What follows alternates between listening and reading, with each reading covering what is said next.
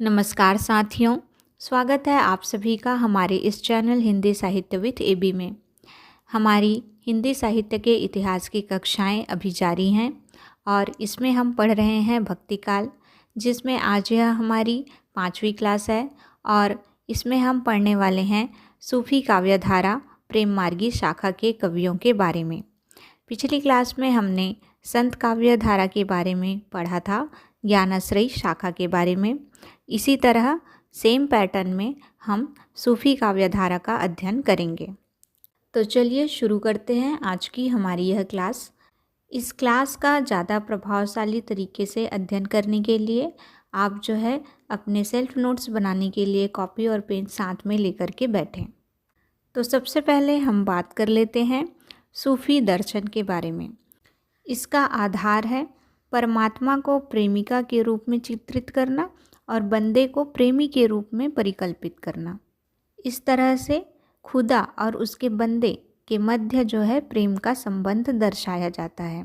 इसमें आप ध्यान रखेंगे कि खुदा को प्रेमिका माना गया है और स्वयं जो बंदा है उसे प्रेमी के रूप में चिन्हित किया गया है। यह आपसे एग्ज़ाम में पूछा जाता है।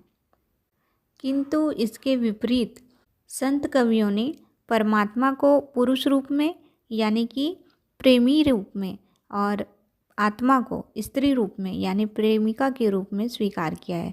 यानी स्वयं को अर्थात बंदे को स्त्री रूप में यानी प्रेमिका के रूप में बताया है और जो आपके भगवान हैं तो या परमात्मा हैं उसको प्रेमी बताया है।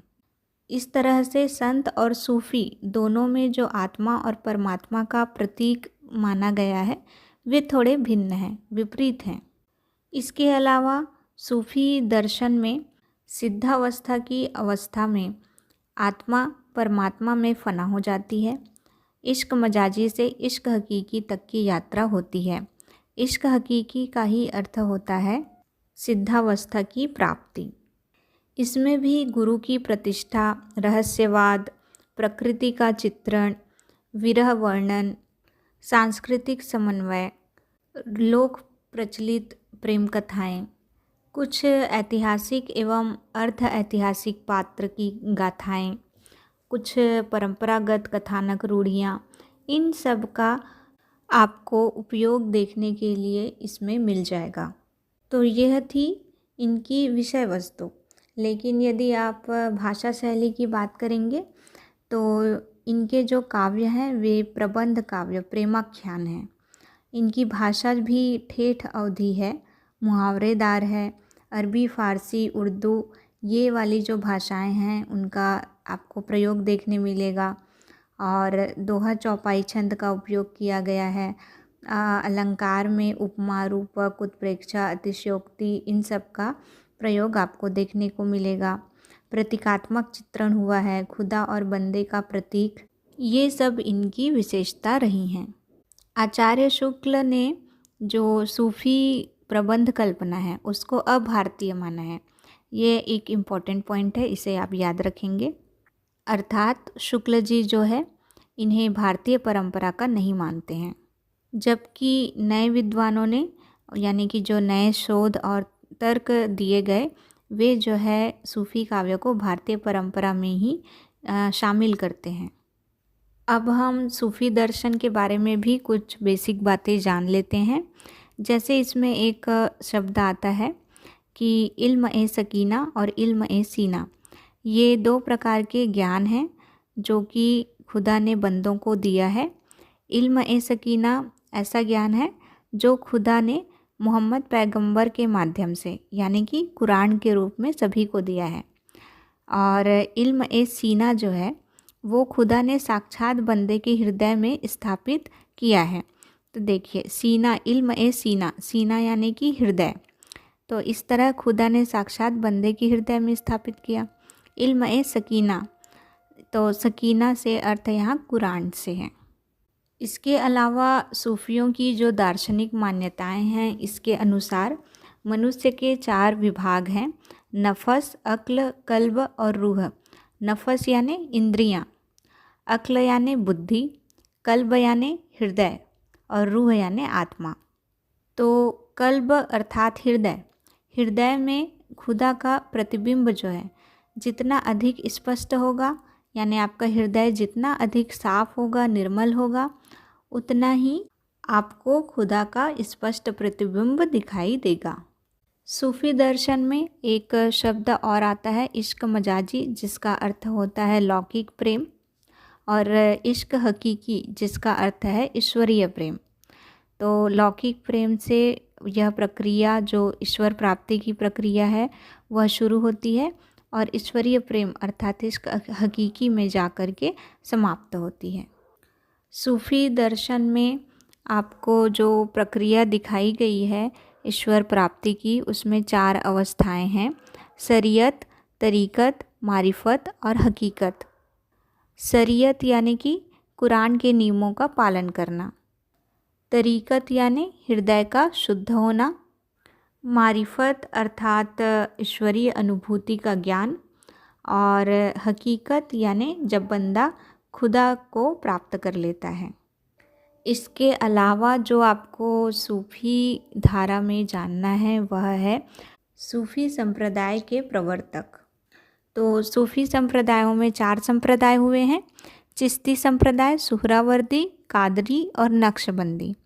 चिश्ती संप्रदाय के प्रवर्तक हैं, एक तो आप आदि प्रवर्तक याद रख सकते हैं या भारत में प्रवर्तक। तो हम भारत में प्रवर्तक को याद रखते हैं। तो चिश्ती संप्रदाय भारत में आया ख्वाजा मुइनुद्दीन चिश्ती के द्वारा, और समय है 12वीं सदी का उत्तरार्ध। सुहरावर्दी संप्रदाय जो है शेख बहाउद्दीन जकारिया, 13वीं सदी। और कादरी संप्रदाय बंदगी मोहम्मद गौस, 15वीं सदी। और नक्शबंदी जो है मोहम्मद बाकी गिल्लाह बैरंग, 16वीं सदी। तो देखिए इसका क्रम याद रख लीजिए कि चिश्ती पहले आया, फिर सुहरावर्दी, फिर कादरी, फिर नक्शबंदी। इतना तो आप याद रख सकते हैं। और यदि आप भूल जाएं तो सूफ़ी संप्रदाय के क्रम को, तो आप चेन्नई सुपर किंग्स याद रखिए, CSK। C से चिश्ती, S से सुहरावर्दी, K से कादरी, फिर जो बच गया नक्शबंदी वो अंत में। सूफियों के अलावा जो प्रेम मार्गी शाखा है उसमें फेमस जो मतलब प्रसिद्ध कवि हुए हैं वे हैं मलिक मोहम्मद जायसी। ये जो हैं आपके 15वीं सदी के हैं, और इनकी एक रचना है आखिरी कलाम, जिसमें जायसी ने अपने जन्म के विषय में लिखा है: भा अवतार मोर 9 सदी, 30 बरस ऊपर कवि बदी। तो जायसी के गुरु का नाम था सूफ़ी फ़कीर शेख मुहाउद्दीन। आचार्य शुक्ल इनके बारे में लिखते हैं: कबीर ने केवल भिन्न प्रतीत होती हुई परोक्ष सत्ता की एकता का आभास दिया था। प्रत्यक्ष जीवन की एकता का दृश्य सामने रखने की आवश्यकता बनी थी। यह जायसी द्वारा पूरी हुई। जायसी की रचनाएं हैं पद्मावत, जिसमें रत्नसेन, पद्मावती और नागमती ये तीनों की प्रेम कहानी दिखाई देती है। फिर है अखरावट, जिसमें अखर यानी कि आखर यानी अक्षर, तो देवनागरी वर्णमाला के बारे में यह रचना है। और इसके बाद है आखिरी कलाम, जिसमें कि मृत्यु का यानी कयामत का वर्णन है।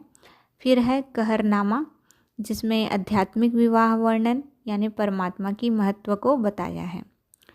और इसके अलावा चित्ररेखा, मसलनामा, कान्हावत ये सब भी इन्होंने लिखा है। जायसी के अलावा अन्य कवियों में नाम आता है मंझन का। इन्होंने मधुमालती लिखा है, जो कि हिंदी का प्रथम प्रेमाख्यान है। इसका नायक है मनोहर, नायिका है मधुमालती, जो कि महारस नगर की राजकुमारी है। इस प्रेम कथा के समांतर प्रेमा व ताराचंद की भी प्रेम कथा चलती है। इसके बाद हैं उस्मान, जो कि जहांगीर के समकालीन थे, और इनके गुरु का नाम था हाजी बाबा। इनकी रचना है चित्रावली। इसके अलावा एक और कवि हैं नूर मोहम्मद, जो कि मोहम्मद शाह के समकालीन थे। इन्होंने रचना लिखी है रौजतुल हकायक। इनकी और एक रचना है अनुराग बांसुरी, जिसमें वे बरवय का प्रयोग करते हैं। बरवय छंद है। इनकी रचना इंद्रावती में हमें शासक मोहम्मद शाह की प्रशंसा देखने को मिलती है। अन्य कवि एवं रचनाओं में आपको दुखहरण दास की पुहु पावती और ढोला मारू रात दुहा जो कि कल्लोल कवि द्वारा रचित है, आपको परीक्षा में पूछी भी गई है। इसी तरह कवि नंददास ने रूपमंजरी प्रेमाख्यान काव्य लिखा है, जिसमें कि रूपमंजरी और कृष्ण के प्रेम का चित्रण है। नंददास आपके अष्टछाप कवियों में से एक हैं। प्रेम मार्गी जो शाखा है उसमें आपकी सबसे प्रसिद्ध रचना है पद्मावत, तो इस कारण से हम इसकी प्रतीक योजना का अध्ययन कर लेते हैं। इसमें हम पात्रों को देखेंगे और देखेंगे कि उसका उपयोग जो है किस लिए हुआ है, कौन से अर्थ में हुआ है। जैसे है राजा रत्नसेन, इनका अर्थ मन आत्मा अर्थात साधक, इसके रूप में इनका चित्रण हुआ है। दूसरा है सिंहल, हृदय के अर्थ में। पद्मावती श्रद्धा, सात्विक बुद्धि या फिर परमात्मा के अर्थ में। तो रत्नसेन आत्मा और पद्मावती परमात्मा। फिर सुवा या हीरामन तोता जो होता है वह गुरु के रूप में, यानी गुरु का प्रतीक उसे माना गया है।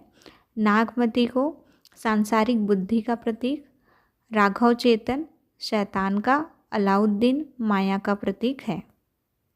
इसके अलावा पद्मावत का महत्वपूर्ण भाग है नागमती का वियोग वर्णन।